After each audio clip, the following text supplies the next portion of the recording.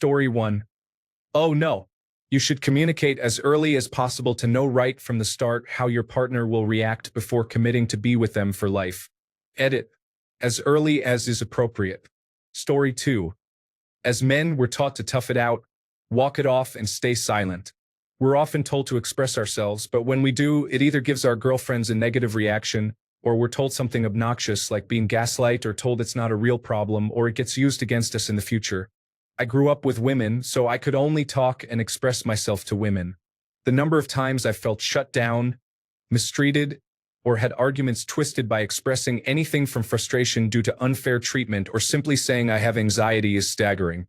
Eventually, that taught me there's no benefit in expressing my feelings, even though they say they want me to. I thought I was alone in this, but many male friends have similar issues. 80% of all suicides are men. We've come so far in eradicating sexism towards women, which is essential. But it feels like many people are trying to shift the unfairness onto men, when in reality we need to eliminate sexism altogether. Story 3. In the moment of a great relationship, I vented a lot. It felt healthy and comforting, and it went both ways. As the relationship went on, it ended up biting me in the ass and was used against me. I probably wouldn't vent to a woman again. Story 4. Nah, you should be able to be exactly who you are and express yourself to your woman. And she should want nothing less than that. If that means you need to vent, you vent. If a woman can't handle my venting, she's not going to be in my passenger seat for very long. Why? Because I'd listen to all her venting actively when she needs it, and I'd hope I'd be the person to hear that. You are supposed to accept the whole person. Story 5. It's totally fine to vent to the person you're with, but it should be within reason. If you're constantly venting, then it gets tiresome, and that's true for anyone in your life. Partner, friends, family, coworkers, neighbors, and so on. Nobody wants to hear you constantly rant. Go to a therapist if you really want to unload, since they are actually trained to help you learn how to cope. Story 6. No, I've learned my lesson not to. I've told women about my childhood and my traumas before, and every single time it gets weird, and they leave soon after. I keep it all to myself now. I almost feel like women tell us to be open with them to test us to see if we are weak. I will not fall for it again. Story 7. I try not to vent to anyone who knows me offline. I cannot remember the last time I did it to someone and it helped in general. I put that person off and I feel worse. Story 8. Yeah, some truths need to be silent. A throwaway comment made 5 years ago may suddenly become relevant in a way that she could interpret as applying to her. Words said in frustration will linger long after the emotion has passed. And sometimes a careless word plants a seed that grows out of your control. Story 9. I am not going to vent about my wife to my wife, but we absolutely vent about work or friends or current events or family with each other. I do not know why you would not. Story 10. Some older guys have sadly had the bad experience of their vulnerability being used against them. This, according to certain demographics, almost never happens about once every 2 million years because women are not like that. Those of us with experience now know that it happens incredibly frequently, and we develop a shield. The topmost post has the answer: be vulnerable as early as possible to filter out those pale excuses of a human being that exploit the vulnerability of the person they love. Story 11. If you can't vent to your partner, you're not in a relationship I'd ever want to be in. Venting does not mean dumping all your problems on your partner every day unreciprocated. A relationship is a conversation, and you need to be an active participant. Trust also takes time to build.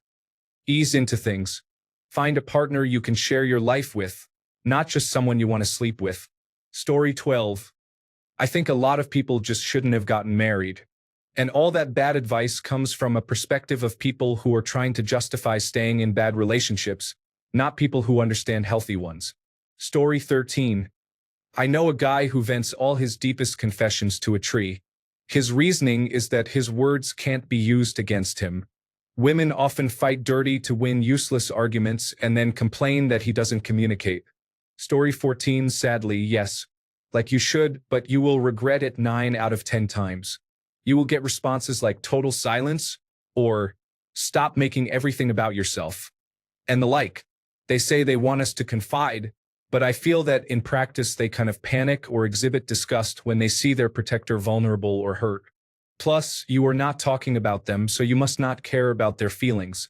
I am not saying never do it. You have to let it out, and you want to tell the person you trust. I am just saying anecdotally that I have done it many times, had positive results very few times. Story 15. I don't know, but everyone in my friend group has a story about opening up to a woman, and it essentially ruined the relationship. Things were never the same afterward. Story 16. I vent. I'm not going to act stoic for months and months and have a breakdown that causes someone to leave me. You can't hold it in forever. You're setting yourself up for failure by not venting. Either someone accepts me or not. I want to know up front.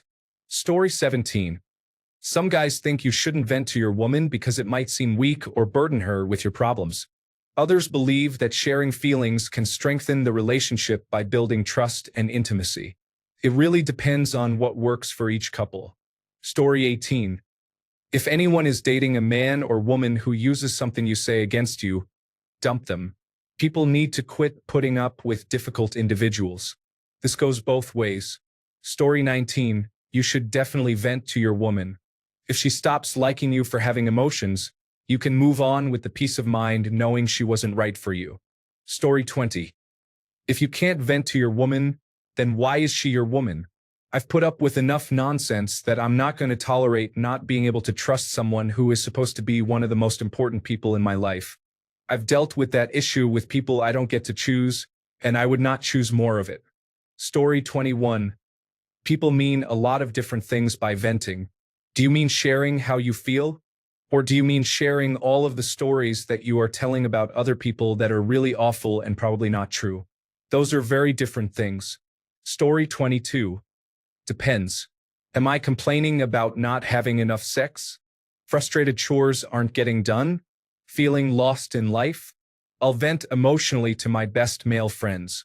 After that, I'll have a conversation with my wife, who is my best friend, about those concerns, but in a constructive and team-building way. Sometimes if my wife can tell I'm frustrated, I'll happily vent to her because she wants me to open up to her, but never anything about her unless I can direct it to what I want or need, not what she isn't or doesn't, if that makes sense. I know there's a lot of culture around women looking for a manly man to care for her, but I'm well established and confident in my life and express that security 90% of the time. My wife knows I'm in control of most things and trusts that when I need to vent, I'm just legitimately frustrated or seeking some guidance from my best friend, whom I'm married to. She always wants to be a part of that, support me where she can, and be there for me when I'm lost or upset. I want to share my concerns and problems with her, but not ones that can make her self-conscious, feel ashamed, defensive, or cause more issues. Other friends are a great soundboard to practice what you want to say, how it comes off, and refine it so you can be sure that it's right for your partner. Story 23. That's a really jaded thing to say. If you can't get emotional support from your woman, then what is even the point? You're obviously with the wrong woman at that point. In general, you shouldn't make a habit of venting, complaining, or voicing negativity, especially without being solution-oriented and taking no action. Do that too frequently, and you'll erode just about any woman's respect for you. Story 24. Yeah, I have to say, you should just be more open with your partner from the beginning so as not to get too attached. I opened up to my ex after 8 years together about feeling depressed and stressed for a few months, looking for her support as I entered treatment, something I struggled with a lot as a young adult. She told me I wasn't fun anymore and left me. It may feel like you always have to keep your head up and be 100% at all times to not feel emasculated by being vulnerable, but a relationship is a team effort, and if being vulnerable and honest with your feelings turns that person off, then they aren't a team player. Story 25. It depends on what you mean by venting. If you mean being emotional, the vast majority of men have had many bad experiences when being emotional with their women. Story 26. The vast majority of women will lose attraction to a man who shows the slightest weakness or vulnerability. This is evolutionary and biological. Our delicate modern sensibilities crumble in the face of eons of natural selection. If this does not apply to you, excellent, you found a unicorn. Have you ever heard the phrase, the exception that proves the rule? Story 27. If I don't feel comfortable talking to my partner, then I wouldn't call her my partner. A whole lot of guys let someone into their safe place whom they never felt safe with, and then wonder why years of bottling up those feelings lead to the deterioration of their mental health and relationships. That being said, a lot of guys will say whatever comes to their mind and take absolutely no accountability for how it comes across to the person they're talking to. Venting doesn't mean you get to just say whatever you want, however you want to say it. Telling your significant other that sometimes you feel unattractive and invisible to women, and then a few weeks later when she says that she feels like you want attention from other women and hers isn't good for you, is completely valid and not throwing it back in your face. There are more constructive ways to tell your significant other. I feel I need to work on my self-esteem, and I would appreciate some positive reinforcement from you to help me out. Story 28. Women have a built-in function to listen and store away everything you say. Then they drag it out to attack you with when they feel like venting on you. Story 29. Anything you say can and will be used against you. That's been my experience in my own relationships, and I've seen my mom do it to my dad, my sisters to their husbands or significant others. It's like they just can't help themselves. If you give them instructions on how to hurt you, they're going to use them. Story 30. Never, never, never vent to your woman. Here's why. If you are venting about it, it's because you are passionate about it. When she wants to start a fight about trivial matters, she will automatically take the opposing viewpoint of anything dear to you and throw all of it in your face. Saying sorry has never fixed anything, but women and some men certainly think it should. Story 31. If you are with a woman that uses what you share with them against you, you are not with the right woman. If you use what they share with you against them, they are not with the right man. For goodness sake, we are all human and vulnerable at times. Be kind to each other and treat the person you are with the way you want to be treated. Story 32. Never? No, that's going too far. Vent, but understand that you're trying to build a marriage and not win a venting contest. Now that's the ticket. Story 33. I would say it probably depends on what you are venting about. If it is her, get it out of your system elsewhere, then talk to her with something more reasonable and actionable rather than raw emotion. If it is not her, let it rip. That also gives the opportunity for her to provide support in the relationship, as you would for her. It can lead to her feeling like you are not being emotionally open if you never provide areas where you are venting or being vulnerable. Story 34. That's a misnomer, or if you do, then you're not being strong for her. Honestly, that's a great way to stay distant from her. She wants to see all sides of you, and sharing your frustration is part of it. Otherwise, it feels like you are keeping something from her. Story 35. Depends on what we're talking about. If I had a hard day at work, I don't mind telling her just so she knows I need some alone time, and it's not about her. Story 36. You should be able to communicate and vent, but some women have a tendency to use your weakest moments against you. I'm sure that is what your guy from work is probably warning against. Story 37. My current partner told me at the beginning to always vent to her. She knew to give me an outlet. Otherwise, I would self-sabotage. In previous relationships, I never felt comfortable even trying. This one has allowed me to express anything and everything, and I am in my most comfortable and healthiest mental state. Story 38. It depends on the woman, but a woman with whom I can't be myself or talk about my problems will never be my woman. That's for sure. All the girls I have been with never used anything against me that I told them in a vulnerable state. You could even argue that I myself held more against them in my head than they did with me, so it really depends on the person. Story 39.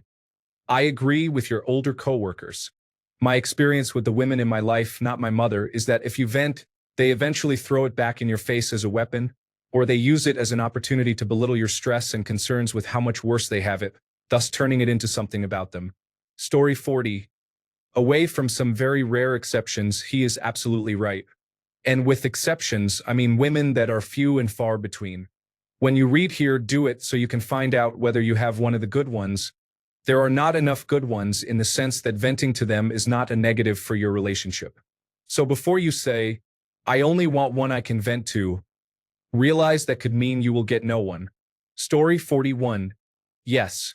I don't like to burden my wife with my stupid problems.